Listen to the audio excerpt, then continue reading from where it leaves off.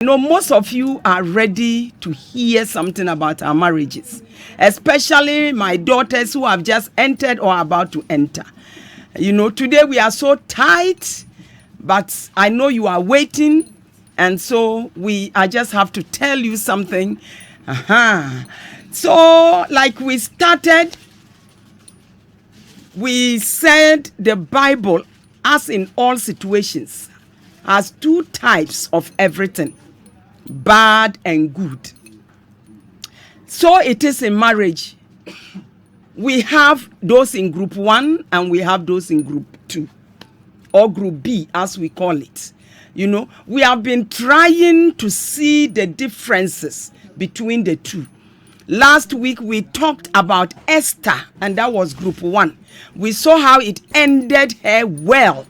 It was her character and her attitude that worked it out for her. Today, I'm just mentioning one lady in group B. Just a bit. Next week, God willing, we will continue. And this time, I want to talk about Michal. Michal is Saul's daughter and David's wife. That was David's first wife that he had to pay a huge dowry of 100 Philistines before Saul gave her out. But when he fled, this lady was given out in marriage. And when David came back as the king, he asked back for his wife. But we are told that until today, Michal did not have a baby. What happened? He didn't have a child with David. In her marriage, he never had a child. And this was what happened. Last week when we learned of Esther, we realized that Esther didn't take her husband for granted. Esther was humble, and so it ended well. Michal displayed gross insubordination. She took her husband for granted. Familiarity breeds contempt. She knew the start of her husband. He came into their house as a mere servant playing the harp for the husband. He knew him as a nobody. But he had forgotten that at that time, that David had become a very big king over the whole of Israel. David returned from bringing in the ark, and David was so excited. He was dancing and jumping and leaping and praising God, to the extent that we were told that the dress he was wearing virtually came off and he looked like it was half naked.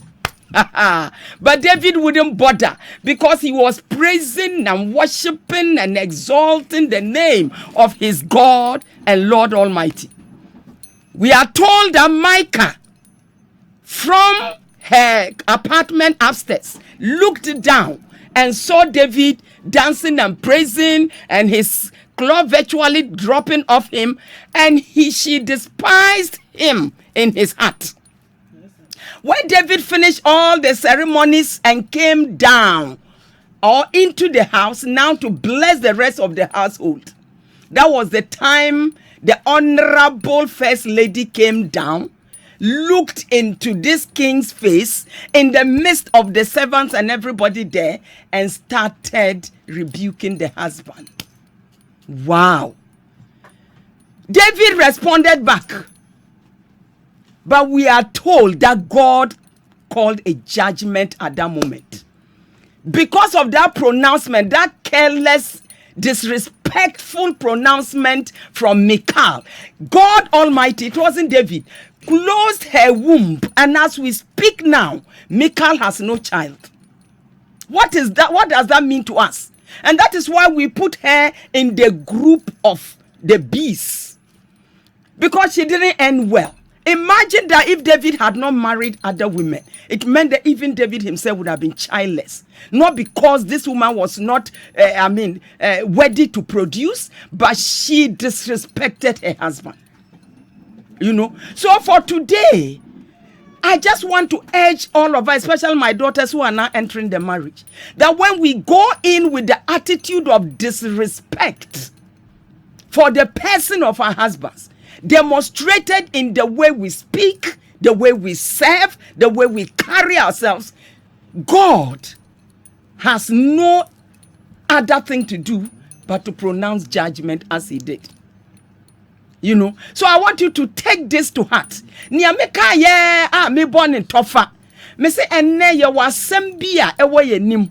Enu nti kura na anka maybe anka mintimi nya nkyerɛkyerɛ na menim sɛ ne esi ye ne da no wote fie nkyerɛkyerɛ yi nti na wote wo set no so enti manka bibia enye fɛ enti me mere wo emiriti e wayi a mika bibi na enanso yasua bibi me se emma no Bible ade ya tukuru wa mienu mu ye wo eni bi last week yati emma no omuni ye no omuso ban se ne esete enne na ya start bi ya de nipa baako emre ninti na me fa Michael oye Saul ba obeye David yire na nia oye ya ye beka ho asema eye bi ma ne so ban no eye ni a enso ade last week ye hu eyi Esther senior Esther brand ho ase to the extent onu akasa ne kunukuru okọ nanim kuraje se okoye fasting and prayer Michael de anyasa so onim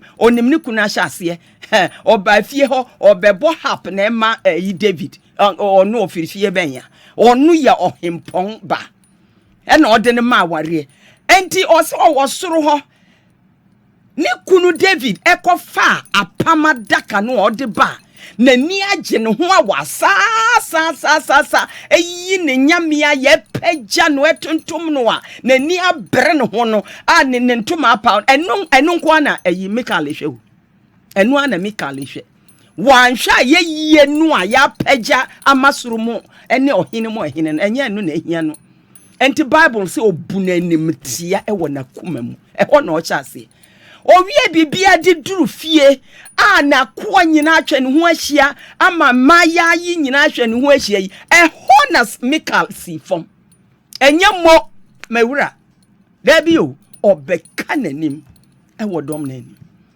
enna ne kunu David nso eyi nano na ho Bible say nyame ekata ne yefunu onwo bada ebesi ene ne mmon ho etimi de breye no saa bifo no omuni ye no omuso ban saa na eti na ne enti a me se ne wieye saa bifo no me mpai bo me be bompa ya mawa nya me be yi wa firi ho de wa be wo nya tie me de wa be ya me ba preko pe enti me mpai bo ma wo ne se wo be ye wife and it will be well with you enti enne ya fama Michael de no ensi hayia medama se manya admire mudi tie yen emema no fa saa asam no ehya wadwene mu next week meto asam kro ya so kakra bi na mede ayi foforo aka ho nyame onhyira mo. God bless all of you. Short as it is, I just want to urge all of us going into marriage and those of us in the marriages to take very careful note of this attitude of insubordination, gross insubordination and its consequences. Women who are like that are those who are placed in the group B. And it is my prayer. I mean, we have a case right now. Because of that, I can't go into the details. But you have to hear something. That is why I'm sharing this small bit. Next week, I will continue with this and add another woman. God richly bless you for the time you spend listening to us. It is my prayer that all of you will make time, especially my young ones, that those who are in group B, my prayer will translate you back to group A and it shall be well with you. God richly bless you. We shall meet again next week. Bye-bye. Bye-bye doesn't mean I'm gone. No, I'm still here.